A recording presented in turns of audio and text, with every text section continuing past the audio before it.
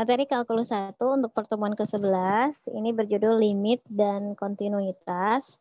Di sini kita akan bahas mengenai pengertian dan sifat-sifat limit. Pertama adalah pengertian limit. Apa itu limit? Di sini adalah jika kita memiliki fungsi fx dinyatakan dengan limit L dengan atau untuk x mendekati x0, di sini x0-nya bisa berupa konstanta angka, boleh negatif ataupun positif. Bila untuk setiap bilangan positif E yang diberikan terhadap bilangan positif delta, di sini E-nya di sini maksudnya semua bilangan positif dan deltanya di sini adalah beberapa bagian bilangan positif. Sedemikian hingga untuk semua nilai X, di mana 0 di sini kurang dari nilai mutlak untuk X min X0 dan kurang dari delta. Maka berlaku harga mutlak dari fx min L kurang dari E-nya. Suatu fungsi f mempunyai limit L ketika x mendekati satu titik C. Ditulis dengan notasi, di sini kita baca limit x mendekati C dengan fx, maka hasilnya adalah L. Mempunyai pengertian bahwa untuk setiap X yang cukup dekat dengan C, tetapi X-nya ini tidak sama dengan C. Ya, perlu diingat X ini tidak sama dengan C. Jadi hanya cukup mendekati saja. Maka nilai fx dapat dibuat sedekat mungkin dengan L. Nah, dari definisi ini, suatu fungsi dapat dilihat dengan pendekatan secara numerik. Numerik itu berarti pada saat dimasukkan angka-angka. Pendekatan limit secara numerik dapat dilihat dari contoh berikut. Di sini contohnya, misal fx adalah x kuadrat dan c sama dengan 3. Perhitungan secara numerik untuk limit x mendekati 3x kuadrat, maka kita akan menghasilkan tabel sebagai berikut. Kita mulai dari angka 2 yang cukup dekat di bawah 3. Sebetulnya di sini kalau kalian mau melakukan pendekatan secara numerik, boleh memakai angka di bawahnya sampai sedikit melebihi angka si C-nya ini. Contoh di sini, kalau di sini secara numeriknya, di sini sampai angka 4, dari 2 sampai angka 4. Bahkan kalau 4 itu sangat lebih dari 3. Kita lihat angkanya, dari kalau misalnya kita masukkan X sama dengan 2, maka dihasilkan nilai 4. Dan seterusnya sampai kita lihat di sini titik yang paling mendekati, contoh di sini adalah 3,1, itu menghasilkan 9,61.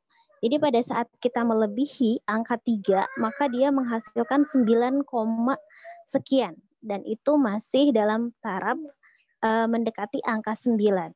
Maka berdasarkan tabel di atas tampak bahwa bila X dibuat sedekat mungkin dengan nilai C sama dengan 3, baik lebih kecil atau lebih besar dari 3, maka nilai fx semakin dekat dengan 9. Jadi, dapat kita simpulkan bahwa limit x mendekati 3 untuk x kuadrat, hasilnya adalah 9. Untuk yang kedua, kita akan bahas mengenai sifat-sifat limit fungsi. Yang pertama, andaikan K suatu konstanta, masih ingat K itu adalah konstanta. Konstanta itu maksudnya sebuah angka yang bisa depannya variabel atau bisa juga di depannya adalah sebuah persamaan. Jadi suatu angka acak. Serta limit X mendekati A untuk fx dan limit X mendekati B untuk gx. Ya, jika ada dua persamaan limitnya ini, maka pertama, boleh kita pakai rumus limit jumlah. Apa itu limit jumlah? Jadi begitu ada limit X mendekati A untuk fx plus gx, lihat ya. Jadi fx dan gx-nya ini ada di dalam satu limit yang X-nya mendekati A. Maka perhitungannya kita bisa hitung, yaitu limit X mendekati A fx ditambah limit X mendekati A gx. Jadi limitnya boleh kita gunakan untuk masing-masing. Cari hasilnya, kemudian nanti hasil akhirnya dijumlahkan. Yang kedua, yaitu limit selisih.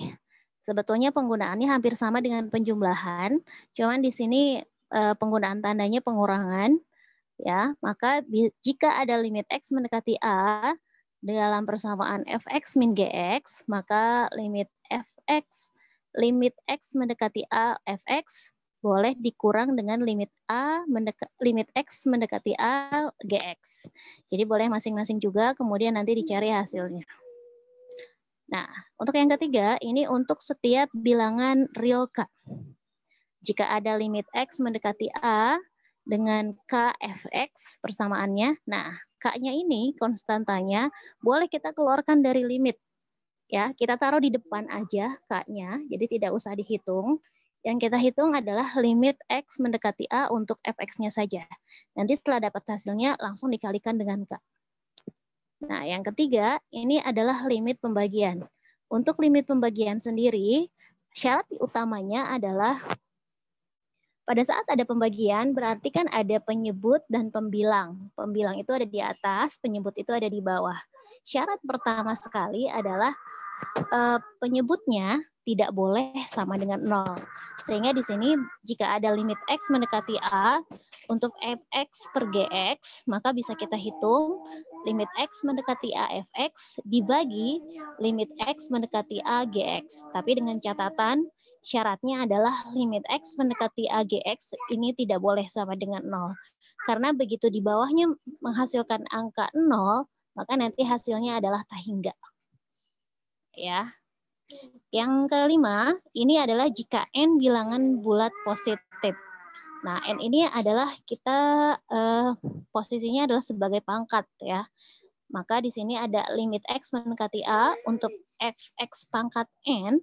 Nah, kita lihat ya. Jadi di sini persamaannya dipangkatkan N. Maka kita bisa hitung, yang kita hitung adalah limit X mendekati A untuk fx-nya aja. Nanti setelah dapat hasilnya boleh dipangkatkan N. Jadi N-nya boleh dikeluarkan. Ya. Untuk yang keenamnya, ini jika N kurang lebih dari, N lebih dari sama dengan 2 dan N bilangan bulat. Maka limit X mendekati A, akar dari N fx sama dengan, nah di sini kita perhatikan, maka akarnya boleh kita keluarkan, kedepankan ya. Jadi yang kita hitung limitnya itu adalah hanya limit X mendekati A fx saja. Nanti setelah dapat hasilnya boleh kita akarkan N. Ya. Nah, di sini ada berupa latihan dan contoh soal. Ya, silahkan dikerjakan dan masuk ke forum diskusi. Terima kasih.